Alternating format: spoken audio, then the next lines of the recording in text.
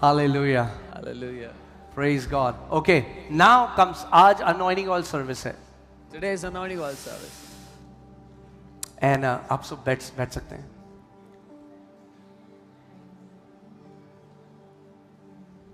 We have many spiritual weapons. बहुत से आत्मिक हथियार हमें दिए गए हैं.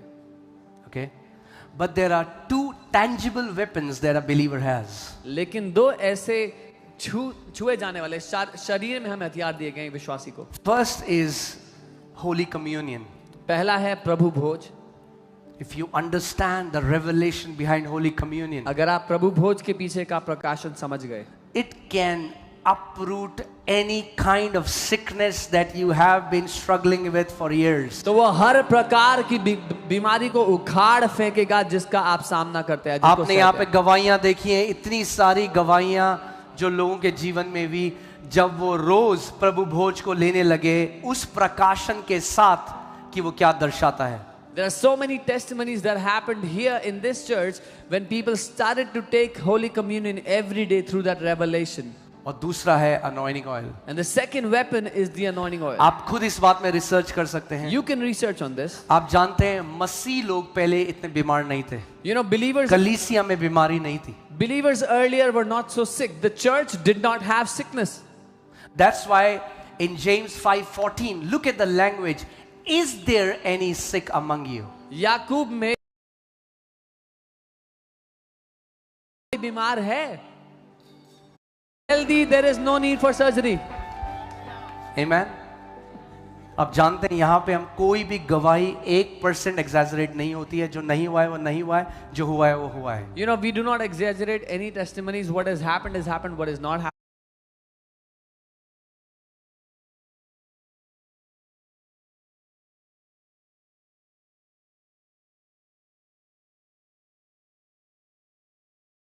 जड़ से नाश हो जाएगी ये.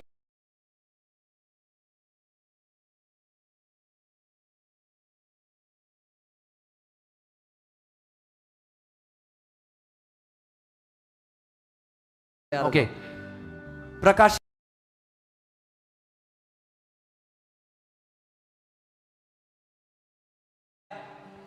क्या है कि 1/4 पर यह अधिकार दिया गया है कि तलवार और अकाल और मरी और पृथ्वी के वन पशुओं के द्वारा लोगों को मार डाले. And power was given to them over 1/4 of the earth to kill with sword, with hunger, with death, and by the beasts of the earth.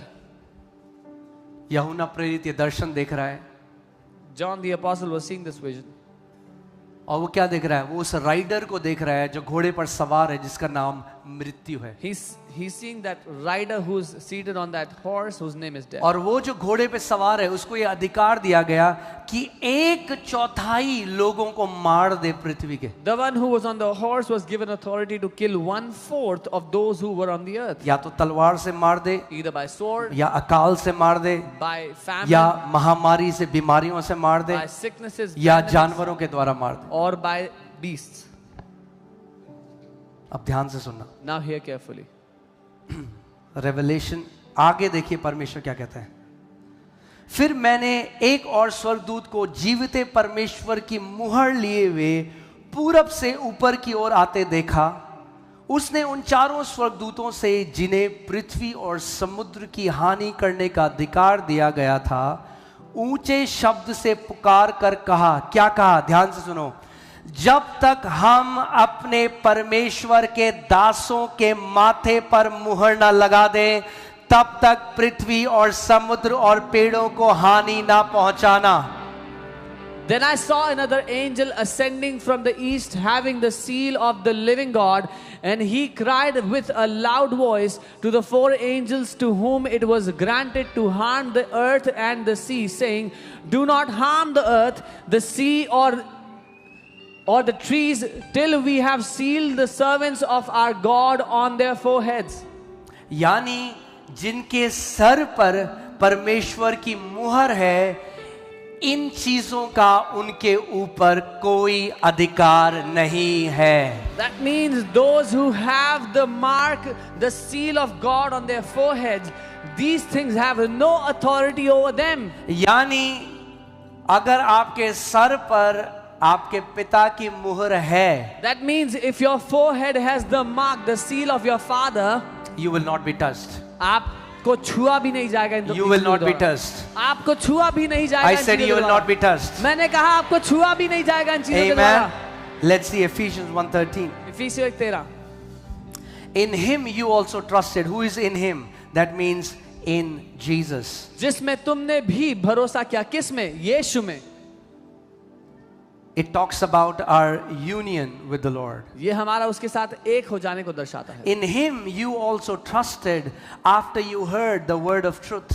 जिस मसीह में तुमने भी विश्वास किया जब तुमने उस सत्य के संदेश को सुना, The gospel of your salvation. जो तुम्हारे उद्धार का सुसमाचार In था, whom also, जिसमें having believed, विश्वास करके you were sealed with the Holy Spirit of promise. तुम पर पवित्र आत्मा जो वायदे का आत्मा था उसकी छाप लगाई गई। हालेलुया। हालेलुया। अगर आपने पवित्र आत्मा को पाया है तो जीवित परमेश्वर की छाप आपके ऊपर लगाई गई है। If you have received the Holy Spirit, the seal of the living God is upon you. Amen. Amen. ऊपर चलते हैं, क्या लिखा था? जब तक हम अपने परमेश्वर के दासों के माथे पर मुहर ना लगा दें, तब तक पृथ्वी और समुद्र और पेड़ों को हानि ना पहुंचाना। Until we put a seal on the foreheads of the servants of our God, do not harm the sea, the earth, the trees, anything. मैंने एक दिन एक स्वप्न में देखा और मैंने एक परमेश्वर के दास को देखा और One day I saw. उनकी ज्यादा बड़ी कलीसिया नहीं, एक छोटी सी कलीसिया, मगर इसका कलीसिया के साइज से कोई लेना देना नहीं है। I saw a man of God and his church is small, but this has nothing to do with the size of the church. और मेरे सामने वो खड़े हुए स्वप्न में, और मैंने उनके यहाँ पे देखा, जैसे गोद के लिखा हो, यहाँ पे लिखा था परमेश्वर का पुत्र। And I saw him in the dream, and there was an engraving on his forehead that read, Son of God. जब वो घोड़े पे जो घुड़सवार मृत्यु है, जब वो आता है और आपकी तरफ जाता है, आपके सर पर वो छाप को देखता है, वो अपनी दिशा बदल देता है, क्योंकि आपके माथे में आपके पिता की छाप को देखता है। When that rider whose name is death comes towards you and sees the seal of your father on your forehead, he turns direction and goes away because you cannot be touched. Amen. Now hear this. You were sealed with the Holy Spirit. तुम पर छाप लगी थी। छाप लग चुकी है भैया। The seal has already been put on you. छाप लग चुकी है। You have already been sealed. Amen. Amen. जैसे जो यीशु पे विश्वास करते हैं, Those who believe in वो Jesus, उद्धार पाते हैं, they get saved. मगर बपतिस्मा क्या है? What is baptism? बपतिस्मा एक प्रगटीकरण है जो आपके अंदर हुआ है। आप उसको ओपनली डेमोन्स्ट्रेट कर रहे हो कि मैं यीशु का हूं। अब Baptism is an open demonstration of what has happened inside. You're declaring, I belong to Jesus. ऐसे ही Similarly, पवित्र आत्मा की छाप लग चुकी है, the seal of Holy मगर Spirit has आज been एक put on you. प्रगटीकरण के लिए But तेल now- किस चीज को दर्शाता है? What does oil represent? तेल किस चीज को दर्शाता है? What does oil show? हाँ, किसको दर्शाता है? पवित्र आत्मा को दर्शाता है The बाइबल में। oil shows the तो Holy Spirit. आज जब वो अभिषेक किया हुआ तेल आप अपने माथे पर लगाते हैं, ये एक प्रगटीकरण है कि प्रभु तेरी छाप मेरे सर पे लगी है और मृत्यु का वो घुड़सवार मेरे और मेरे परिवार को छू नहीं सकता, यीशु के नाम में। When you put that oil on your forehead today, you are declaring that your seal has been put upon my life, and the rider of death cannot even touch me in Jesus' name, nor me, neither my family in Jesus' name. Hallelujah, amen. I think verse 7 को हम अगले Sunday देखेंगे। 7वें वचन को हम we'll see next Sunday. Amen. Let's see. मैं 9 और 10 में आपको कुछ दिखाना चाहता हूँ। I want to show you something in verse 9 and 10.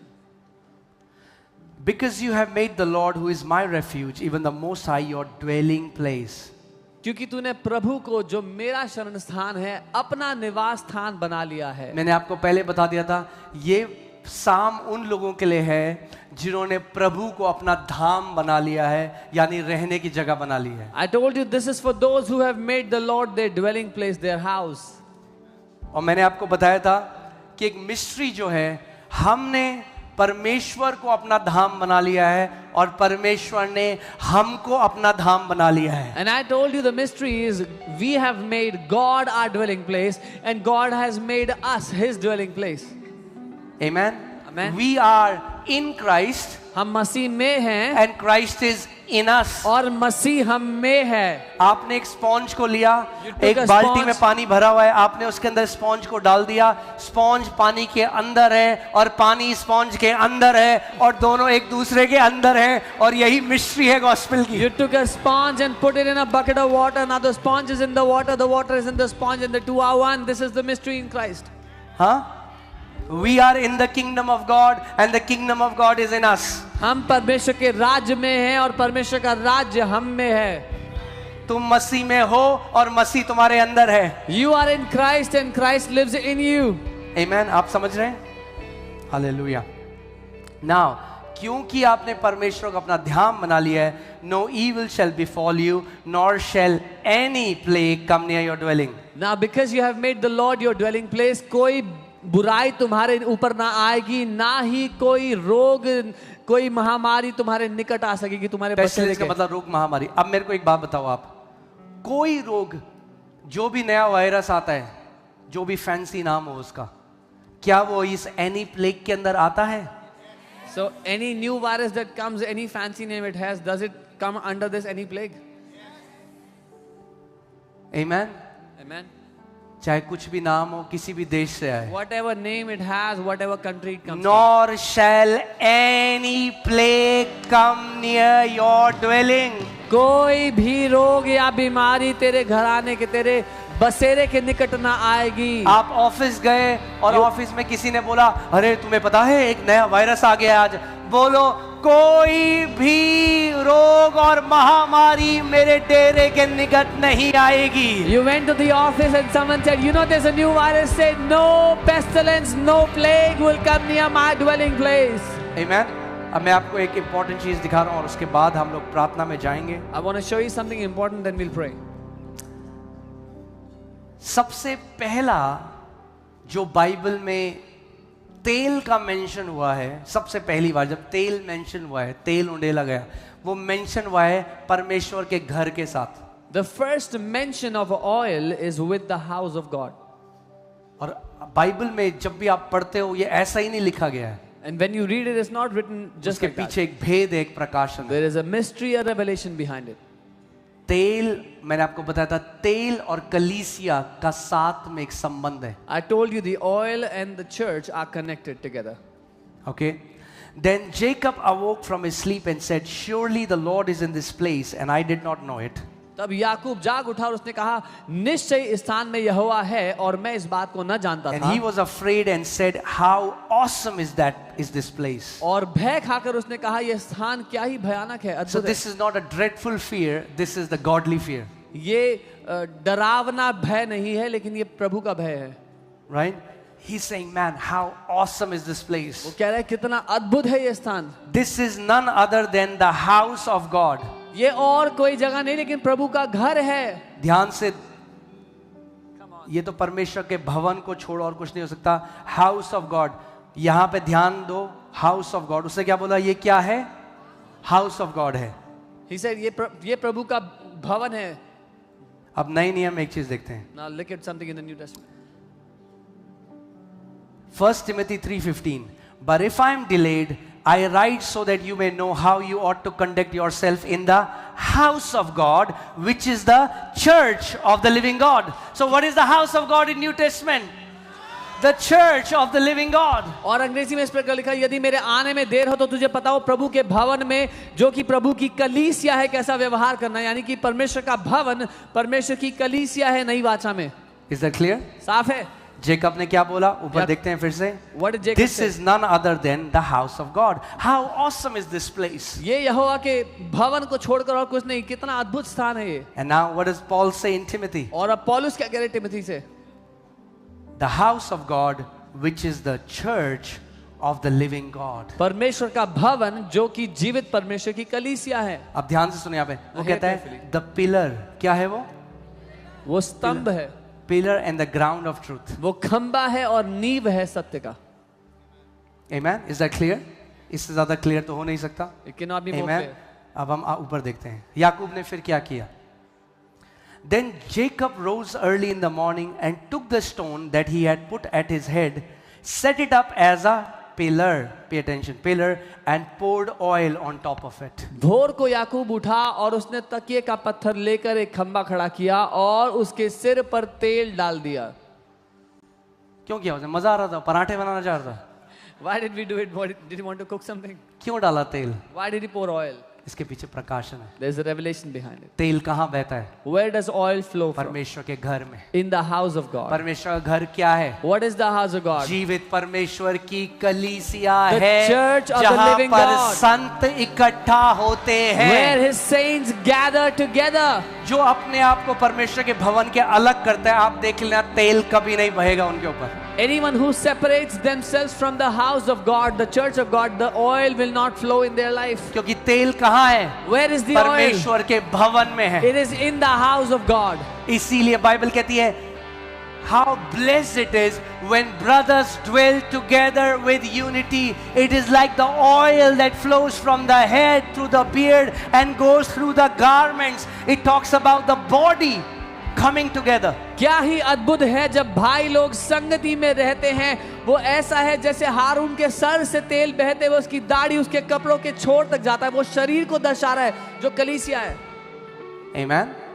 और जो तेल हिब्रू में शब्द है, वो शब्द है शेमेन. And the word oil in Hebrew is the word shemen. शिन मेम नून. और ये जो शब्द शेमेन है, ये आपको साम 91 में मिलेगा. You find the word shemen in Psalm 91. Amen. You will find it in Psalm 91 where it says, जहां लिखा है your dwelling place. तेरा निवास स्थान, तेरा बसेरा। जहां कलीसिया है वहां तेल बहता है. और ध्यान से सुनो, तेल बराबर लेवल में नहीं बहता.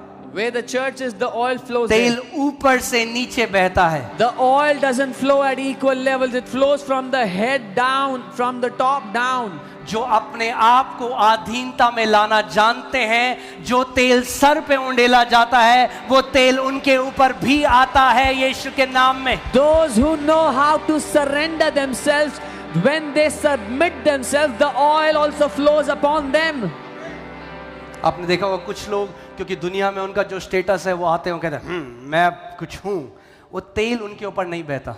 Those who are something in the world, when they come to the church and carry that title, I am something, the oil does not flow upon them. तेल नहीं बहता वहां पे. The oil क्योंकि does not flow upon तेल them. Sir से, दाढ़ी से होता हुआ नीचे बहता है. Because the oil flows from the head down to the beard and all the way to the clothes, the edge of the clothes.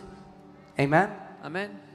So इससे पहले कि हम प्रार्थना करें और सारे लोग, केवल प्रकाशन ये नहीं है मैंने तेल लिया मैंने लगा लिया, ये नहीं, ये जादू टोना नहीं होता यहाँ पे. Before we pray, टोटका नहीं है, Because- मसीह टोटका नहीं है. this is a revelation. It's not a quick fix that you'll put oil on your कितने forehead. लोग and समझ work. रहे हैं मेरी बातों को? इससे पहले कि आप तेल को अपने ऊपर लगाओ, Before you put the अपने oil on yourself, हृदय को सही जगह में ले आओ कि प्रभु मैं तेरे भवन की अधीनता, मैं अपने आप को अधीन करता हूं कि जो तेल तू सर के पत्थर के सर के सिरे में उड़ेलता है, वो मेरे ऊपर भी उड़ेला जाए. Amen. Amen. Bring your heart in the right place and say to the Lord, Lord, I submit to your house.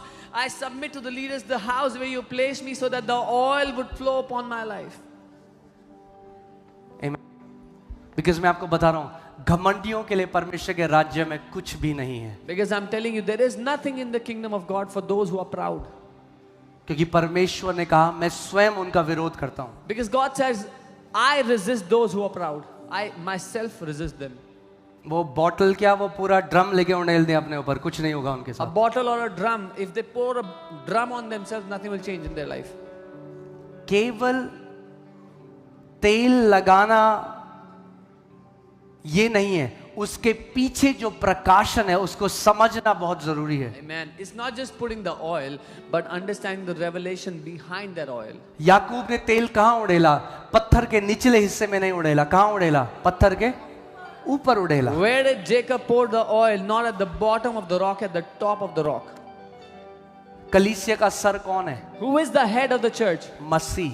Christ. तेल उसके ऊपर उंडेला गया. The oil has been poured upon फिर him. जो अगुवे उसने नियुक्त करे हैं उनके द्वारा बहता हुआ, फिर जो कलीसिया में अधीनता में रहता है वो तेल उनके द्वारा बहता हुआ नीचे तक जाता है. The oil that is poured on Christ comes upon the elders he has appointed in the church, and then upon those who submit to the elders in the church, the oil flows all the way top to the bottom. आज हम लोग Europe में गए या हम कई western countries में देखते हैं, वहां पे क्यों ऐसा है? वहां पे आपको देखते हो, वहां पे ये फ्लैट कल्चर है जहां पे अपने अगुओं के लिए कोई आदर नहीं है. In Europe, in many Western nations, there is a flat culture and there is no honor for their own leaders. And वो वचन के विरोध में है, क्योंकि बाइबल क्या कहती है? अपने अगुओं के अधीन रहो. वचन में कमांडमेंट है. And that is against the word of God, because the word of God says submit to your leaders. हाँ, अगर कोई दुष्ट अगुए हैं उस कलीसिया को छोड़ दो. If there is a wicked leader, leave that church. मगर अगर आप कलीसिया में हो और आपने अपने आप को सही जगह से समर्पित नहीं किया तो आपका आना बेकार है उस कलीसिया. But if you are in a church and you have not submitted yourself with a genuine heart, your coming is a waste of your time. आप अपना समय व्यर्थ करते हो. You're wasting your क्योंकि time. जो उस कलीसिया में उंडेला जाएगा वो कभी आपके ऊपर नहीं उंडेला जाएगा. Because what will be poured upon that church will never reach you. वो उन्हीं के ऊपर उंडेला जाएगा जो अधीनता में है, जो सही तरीके से सबमिट करते हैं अपने आप को. It will only come upon those who submit to that church, the leaders. It will only come upon them. Amen. Hallelujah. So आज जब हम प्रार्थना करेंगे, फिर से स्क्रिप्चर को देखते हैं. इसमें देखो क्या लिखा है. Today when we pray, let's look at this word again. That's why, devil is trying to attack the church. People are like, now we believe in deconstruction, we don't believe in the church. Why? Because the church is the pillar and ground of truth. He knows if he can destroy the sanctity of church, there will be no truth. लोग इसीलिए शैतान कलीसिया पर हमला कर रहा है. ये लोग कहते हैं हम डिकंस्ट्रक्शन को मानते हैं, क्योंकि शैतान जानता है कलीसिया सत्य का खंबा और नींव है. अगर इसको ढा दिया तो कोई टिक नहीं पाएगा. फिर कितने लोग मेरी बात को समझ रहे हैं आज? How many of you understand what I'm saying? So इससे पहले कि अब प्रार्थना हो और हम तेल आप अपने ऊपर लगाओ, Before we pray and you put oil on yourself, इससे पहले हम अपने हार्ट पोस्चर को सही करें कि प्रभु मैं रिबेलियन में तो नहीं जी रहा. bring मैं your- कहीं ऐसा तो नहीं, मैं जी फ्री बर्ड हूं, मेरा जो मन करता है मैं वहां जाता हूं. क्या आपका जीवन, और मैं ये नहीं कह रहा हूं यहीं आओ, अगर आप किसी और कलीसिया में जाते हो, किसी ना किसी कलीसिया में समर्पित हो, अधीन रहो. अपने दिल को आप सही स्थान पर सुरक्षित लेके आओ. रहोगे, आपका जीवन बचा रहेगा. I'm not just saying come here. If you go to any church, submit to the leaders of your church, your life will be protected and preserved, and you'll be safe. जैसे एक शारीरिक पिता है Just जो as हमें there's a- सिखाता है, As a जब physical हम गलत father, थे हमें शारीरिक रीति से उसने सही करा, हमें करेक्ट करा.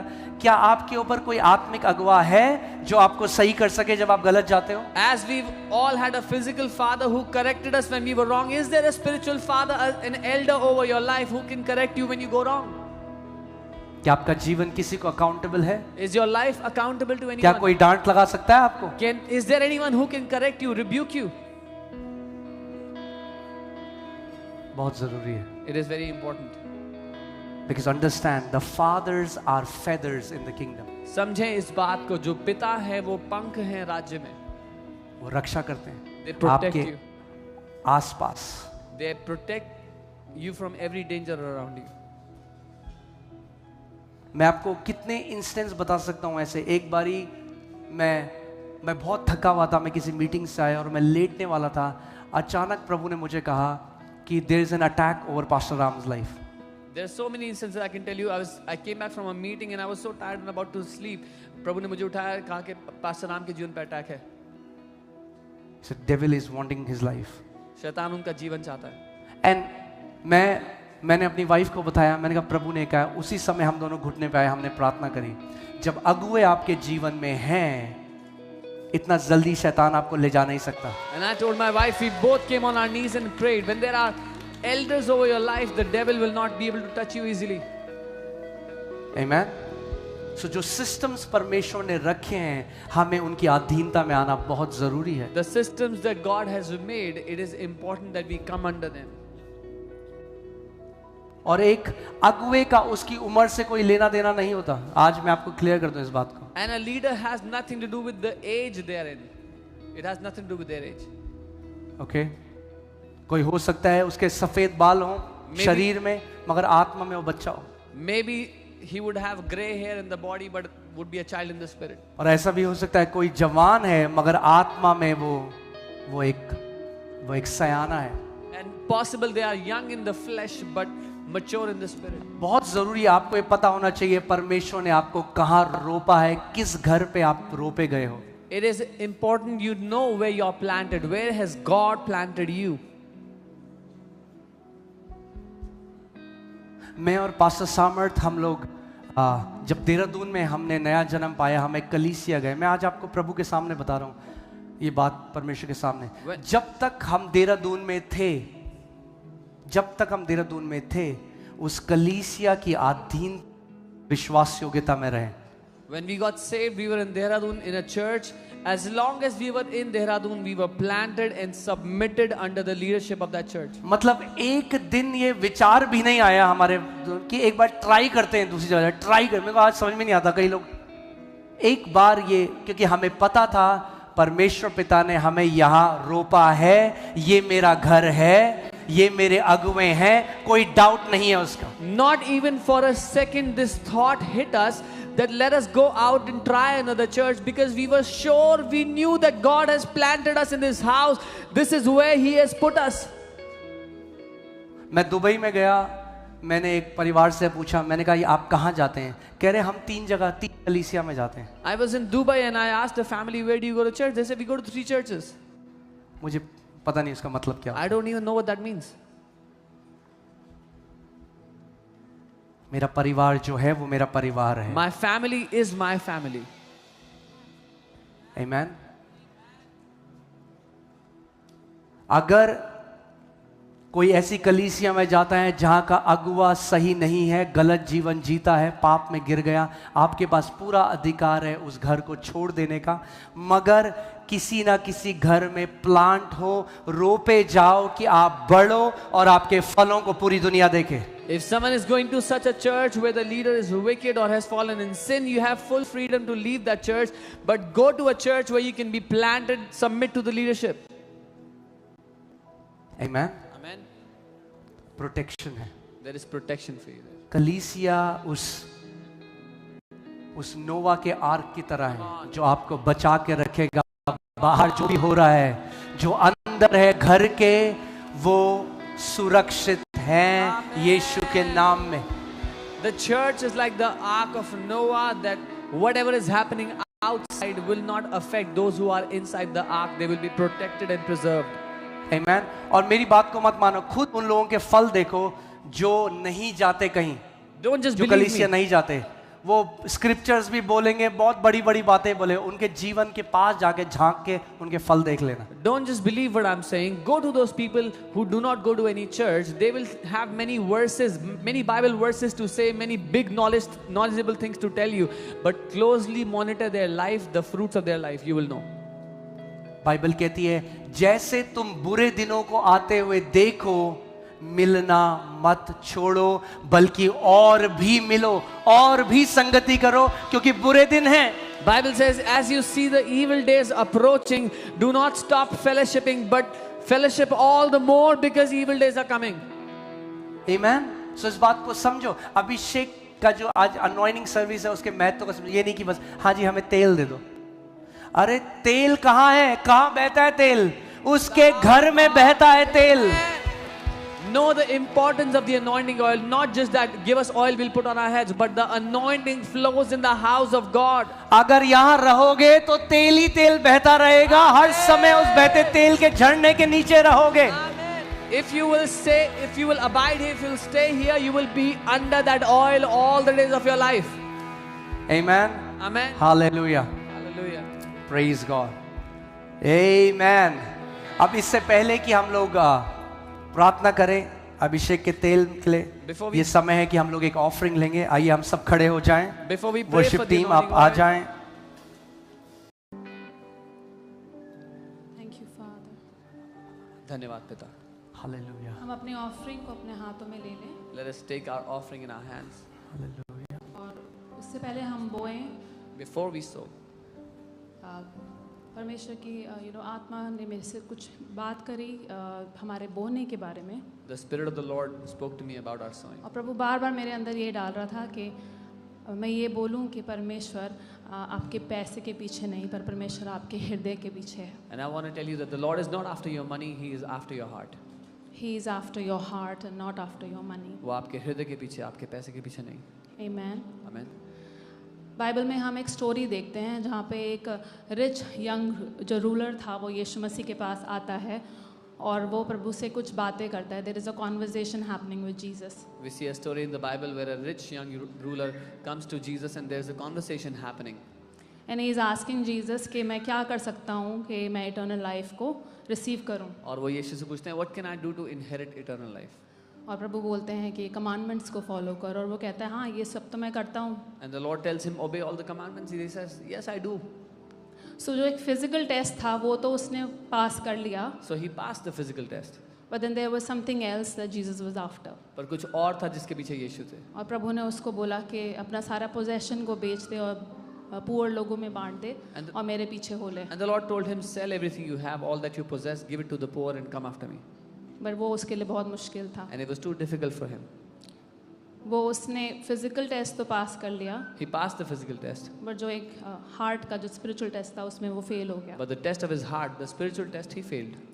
और बाइबल में बताती है कि प्रभु का वचन कहता है जहाँ तेरा ट्रेजर है वहाँ तेरा मन भी होगा. And the Bible says, Where your treasure is, there your heart will also जहाँ be. तेरा धन है वहाँ तेरा मन होगा. Where your treasure is, your heart will also be. सो आज जब हम दे रहे हैं परमेश्वर के राज में, So today when we are giving in the house पहले of ये God, जाने कि वो आपके हार्ट के पीछे है और आपके पैसे के पीछे नहीं. first know that He's after your heart, not और after your फिर money. ये परखें कि मेरा ट्रेजर क्या है. And then test what is your treasure. क्या सच में यीशु मेरा ट्रेजर है? Really, is Jesus my treasure? क्या उसका राज्य मेरा ट्रेजर है? Is His kingdom my treasure? या ये वर्ल्डली जो चीज़ें हैं, मटेरियलिस्टिक चीज़ें हैं और ट्रेजर बन गई हैं Or मेरी are लाइफ the में. things of the world, the materialistic things, the treasure for me now?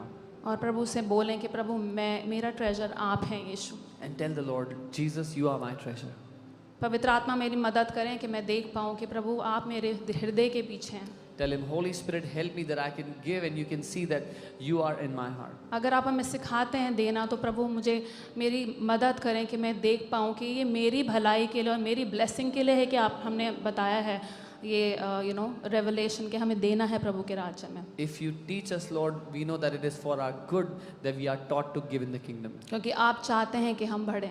Because you want us to grow. आपने उस रिच रूलर को इसलिए नहीं कहा दे दें कि आप चाहते थे कि वो गरीब हो जाए. You did not tell the rich ruler to give so that he would be poor.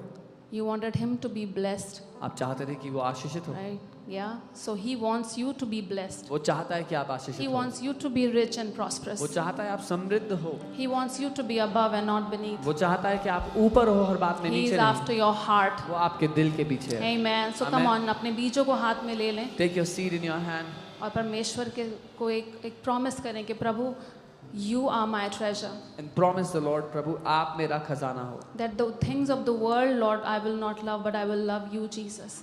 कि मैं दुनिया की चीजों से प्यार नहीं करूंगा प्रभु, मैं तुझसे प्यार करूंगा. Amen. Amen. यीशु मसीह के नाम से प्रभु हम प्रार्थना करते हैं. Father, we pray in the name of Jesus. सभी Amen. लोगों के लिए प्रभु ये जो बीज जो ये बोने वाले हैं आपके राज्य में, For everyone who is bringing their seed in your kingdom. मैं प्रार्थना करती हूँ कि प्रभु इनके जो ये बीज है प्रभु 100-fold हार्वेस्ट को ये देखें Amen. जब ये रोपें प्रभु आपके राज्य में इस बीज को. Amen. I pray, Father, they will see 100-fold harvest for every seed और they मैं are sowing. प्रार्थना करती हूँ कि प्रभु ये जो उनके दिल का ट्रेजर है प्रभु ईश्वर आप बन जाएं, हमारे दिल का ट्रेजर प्रभु आप बन जाएं.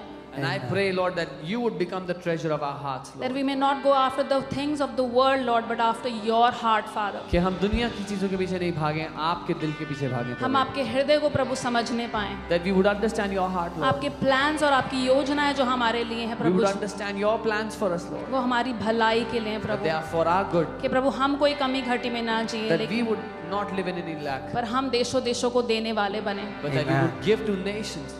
यीशु मसीह के नाम से प्रभु इस प्रार्थना को मांगते हैं, In Jesus' name we ask this amen. prayer. Amen.